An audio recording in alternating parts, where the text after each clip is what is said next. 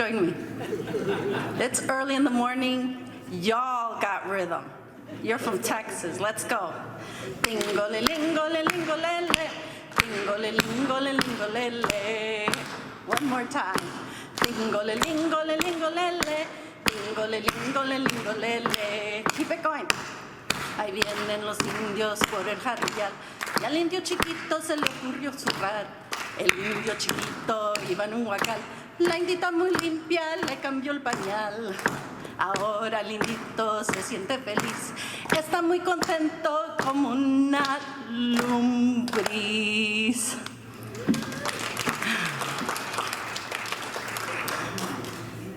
This is the song that my grandmother used to welcome every child, grandchild, great-grandchild, and even some non-children. And when I mean non-children, I'm talking about a spider monkey. One day, or night, I might say, after coming home from work, my grandfather walked into the house with a spider monkey.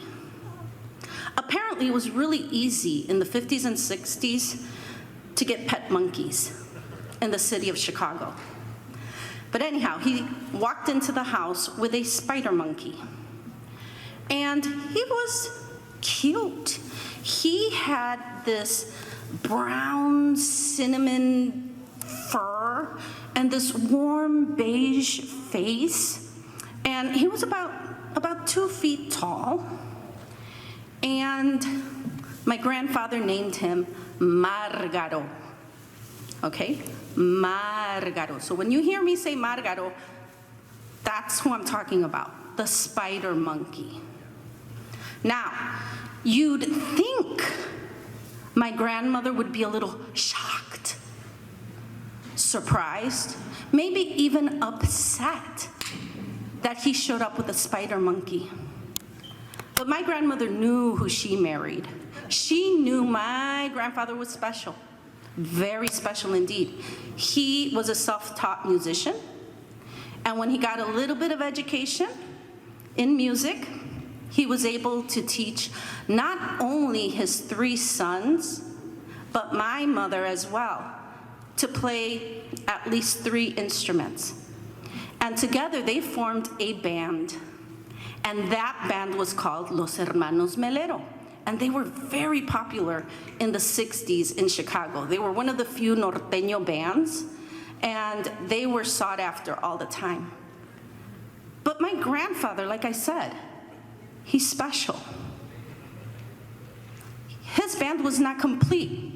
His dream was to have a bongo-playing monkey complete his band. And another reason that my grandmother wasn't surprised when he showed up at the door with a spider monkey is because he had previously brought home 2 other monkeys, squirrel monkeys, at separate times. The first one was named Pancho, and for having all that creativity, when he got the second squirrel monkey, they just named them Pancho 2. So it was Pancho 1 and Pancho 2.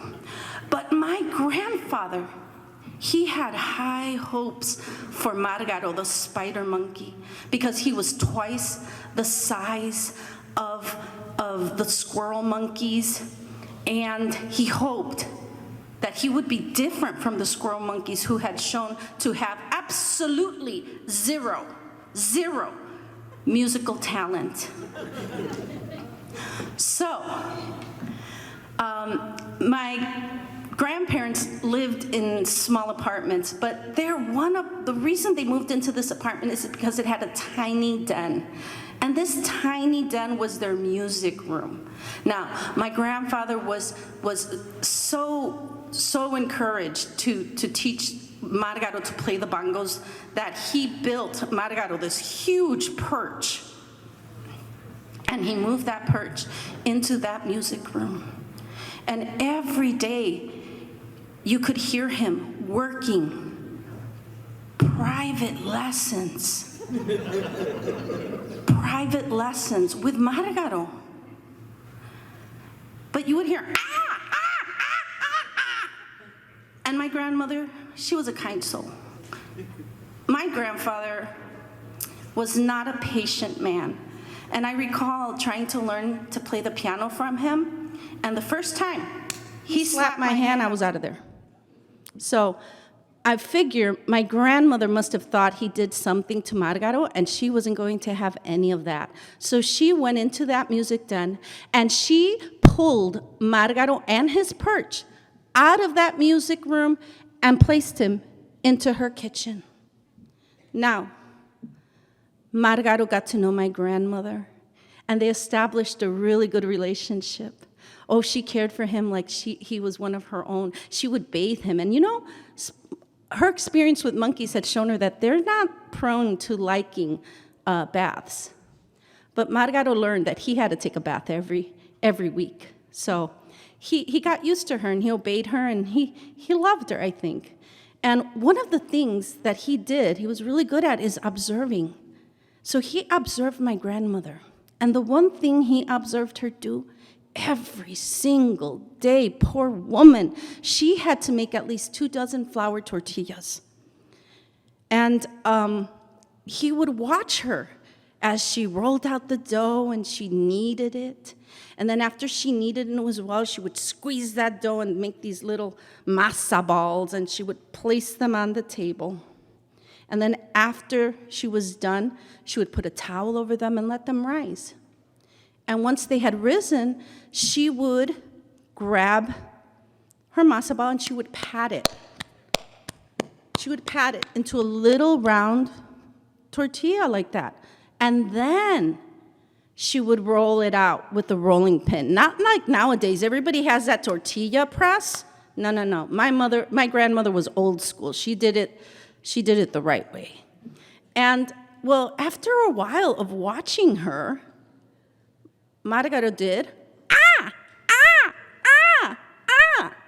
And she figured, oh, he wants to make tortillas.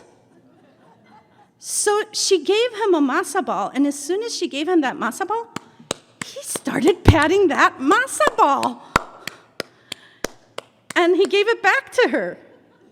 And she finished rolling it out, put it on the comal, on the hot plate, gave it to him, and he ate it. But before, she put a little bit of butter. Don't know if that was an appropriate diet for a spider monkey, but, well, he ate it anyhow. And, you know, every day they made flour tortillas together in the kitchen. And my grandmother got to thinking, if this spider monkey can make flour tortillas, he can play the bongos. So every day she would stand in front of him and she would play ding-o-le-ling-o-le-ling-o-le-le, ding-o-le-ling-o-le-ling-o-le-le. Come on. Ding-o-le-ling-o-le-ling-o-le-le, ding-o-le-ling-o-le-ling-o-le-le. And eventually, he was able to clap in rhythm with her. Ding-o-le-ling-o-le-ling-o-le-le, ding-o-le-ling-o-le-ling-o-le-le. But she made sure that he really could do that. So before she surprised my grandfather with Margaro's musical talent, you know, she made sure. And she just wanted to make sure that he could clap, and it was with rhythm. And she prepared him. So finally, she surprised the family. And when they saw that he had rhythm, they did not move him back into the music room. No. He just went to practice with them when they practiced music.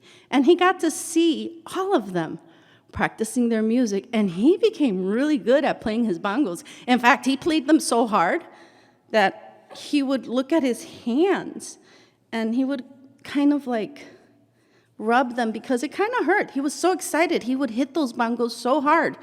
But then there was my Uncle Chuy, who was about 4 or 5 years old, going at those drums. My grandfather started them young. So, and Margaro and him would get into kind of fistfights because he wanted the drumsticks. He didn't want, to hurt his hands, but anyhow, he became a musician. And my grandmother and my grandfather were so proud of Margaro. My grandmother made him this little red vest, and my grandfather made him this little coin box. And every Sunday, they would go to the park, and he would play at the park, and people would give him coins. And the first song that he always started off with was Ding-o-le-ling-o-le-ling-o-le-le, Ding-o-le-ling-o-le-ling-o-le-le. So, I welcome you today to Friday morning Tejas storytelling events, right?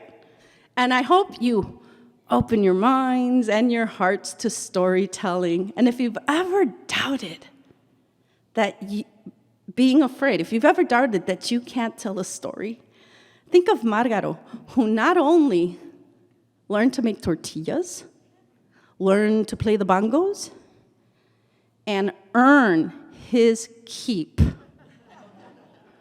You can all tell a story.